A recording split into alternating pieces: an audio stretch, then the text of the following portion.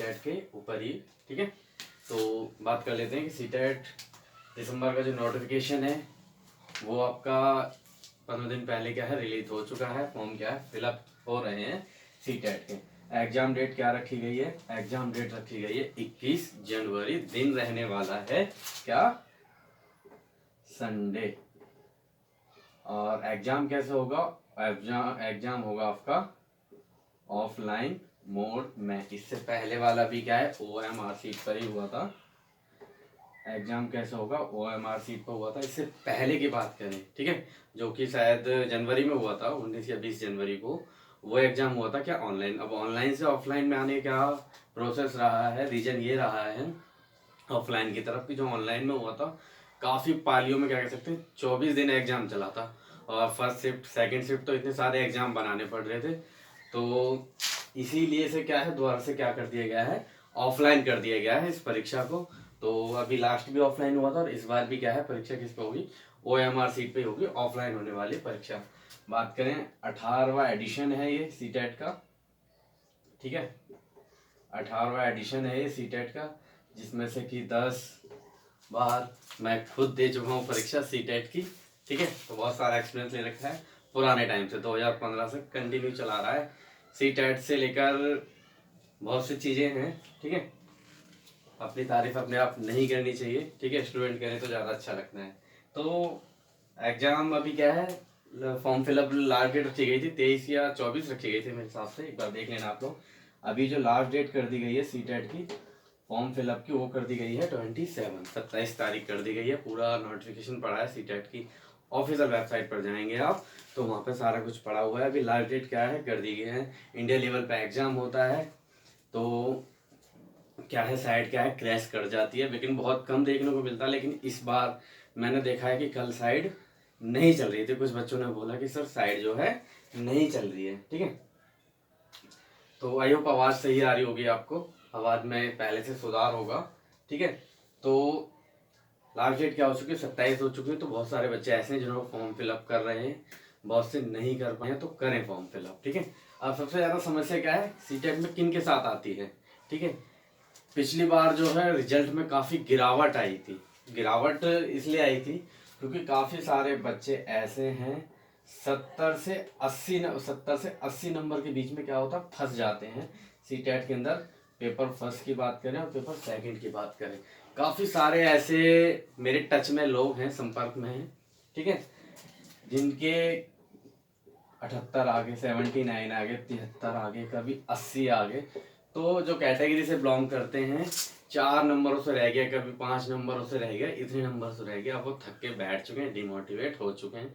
तो एक दो को मैंने खुद मोटिवेट किया कि आप क्या है फॉर्म फिलअप करो, हो सकता है इस बार हो जाए और आप मेरे साथ जुड़े और तैयारी करते रहें। क्योंकि वो पढ़ाई पे इतना फोकस करना नहीं है, बस एमवी एग्जाम देने चले गए। तो अगर आप डीपली पढ़ रहे हैं, कहीं ना कहीं अपनी कमजोरी को पकड़ें और अच्छे से तैयारी करें, तो कैसे क्लियर नहीं होगा।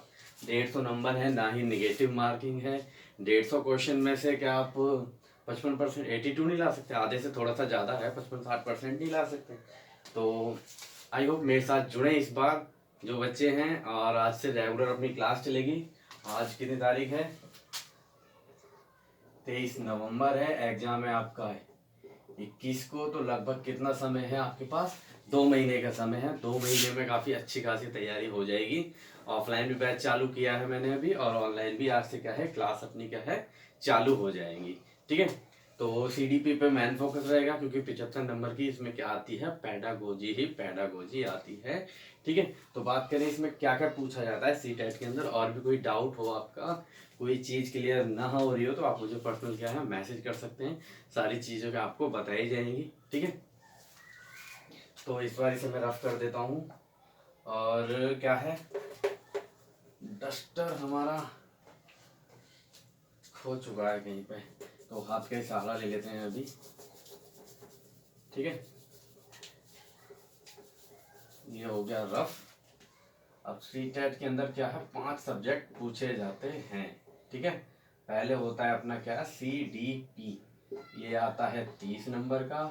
दूसरा हो गया आपका EVS। तीसरा हो गया क्या आपका मैथ। और इसके बाद होता है आपका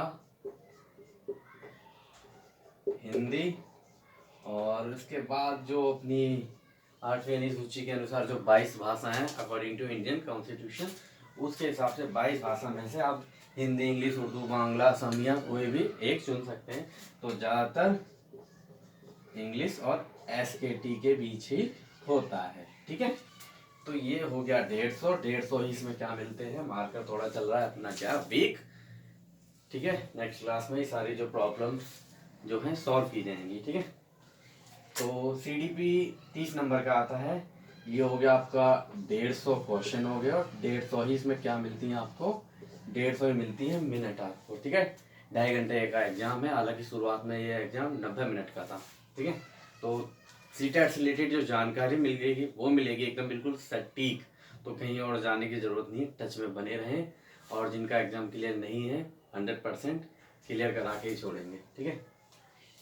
तो CDP के अंदर हम क्या क्या चीज़ पढ़ते हैं, तो CDP के अंदर हम पूरा एग्जाम ही CDP बेस आता है, पैडागोजी बेस आता है, यानी child development and pedagogy. Child development क्या होता है, बाल विकास, कि बच्चा कैसे विकास करता है, ये चीज़ पढ़ते हैं। पैडागोजी में जो पढ़ाने के जो तौर तरीके होते हैं कि कैसे बच्चों को पढ़ाना चाहिए, एज ए टीचर की तरह आपको पढ़ाना है, तो कैसे आप, एक बच्चा क्लास में है, अगर वो दिव्यांग है, विकलांग है, और वो बैठा हुआ है, वो बाहर खेलने नहीं जा पा रहा है, तो आप उसे प्रोत्साहन करेंगे, मोटिवेट करेंगे, क्योंकि आप भी अपने बैसाखी का सहारा लेके बाहर क्यों नहीं खेलने जाते।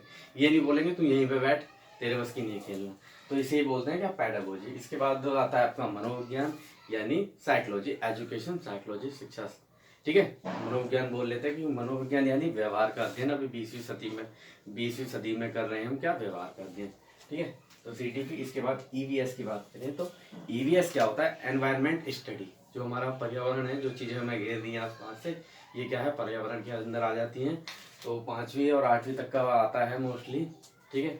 तो EVS की जो NCERT की बुक होती है, तीसरी, चौथी, 5वीं की किताब है, तीसरी, चौथी, 5वीं की NCERT की बुक्स ले, मोस्टली 15 नंबर आते हैं NCERT में से, 15 नंबर की आती है पैडागोजी, ठीक है।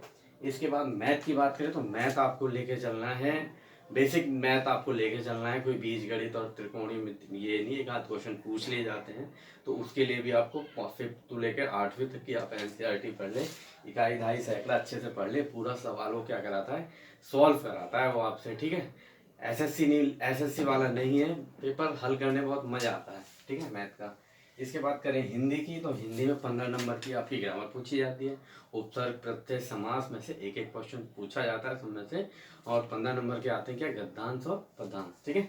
पोएट्री एंड कहानी जिसे बोल देते हैं बहुत सारे बच्चे, और ये हिसाब होता है आपका हिंदी और संस्कृत का। तो इसके अंदर भी यही पूछा जाता है, 150 मिनट मिलते हैं। तो ये सारे पॉइंट आपके क्लियर हुए होंगे। तो अब बात करेंगे अपनी क्लास के बारे में, कि जो जो हम पढ़ाएंगे CDP के अंदर 2 महीने के अंदर करीब 20-25 क्लास आपकी CDP की रहेंगी। EVS के नोट्स आपको क्या है मिलते रहेंगे कंटिन्यू। अगर किसी बच्चे को चाहिए हो तो मैं आपका डिस्क्रिप्शन बॉक्स में नंबर शेयर करूँगा, वहाँ से आप मुझे कांटेक्ट करें, या टेलीग्राम पे भी आप मुझे फॉलो कर सकते हैं, वहाँ मैं आपको क्या है नोट शेयर कर दूँगा, ठीक है। तो इसके अंदर हम पढ़ेंगे क्या है, CDP के अंदर मेन जो है CDP पे फोकस रखना है, ठीक है। बाल विकास की अवधारणा पढ़ेंगे, बाल विकास के सिद्धांत, अनुवांशिकता, सामाजिक प्रक्रिया, बाल केंद्रित शिक्षा भी चल रही है, पहले चलती थी चाइल्ड सेंटर। इसके बाद समावेशी, इंक्लूसिव, RTE पढ़ेंगे, राइट टू एजुकेशन, NCP और NEP 2020 पढ़ेंगे, बुद्धि उपलब्धि और विकलांग बालक और व्यक्तित्व विभिन्नता के सिद्धांत पढ़ेंगे। तो और भी कुछ टॉपिक हैं जो कि नीचे अगली क्लास में आपको, तो पहली क्लास थी आज इंट्रोडक्शन कह सकते हैं CTET का। तो आई होप कोई पॉइंट अगर आपका रहा हो तो उसके ऊपर आप मुझे कमेंट सेक्शन में कमेंट करें, आपका रिप्लाई 100% दिया जाएगा, क्योंकि यहाँ भीड़ नहीं है, यहाँ चुनिंदा ही हैं आप और हम, ठीक है। तो इसके बाद बात कर लेते हैं अधिगम के बारे में। सबसे पहला टॉपिक है अधिगम, ठीक है। विकास की जो अवधारणा है उसके अंदर क्या आता है, अधिगम आता है, कि अधिगम है क्या, ठीक है।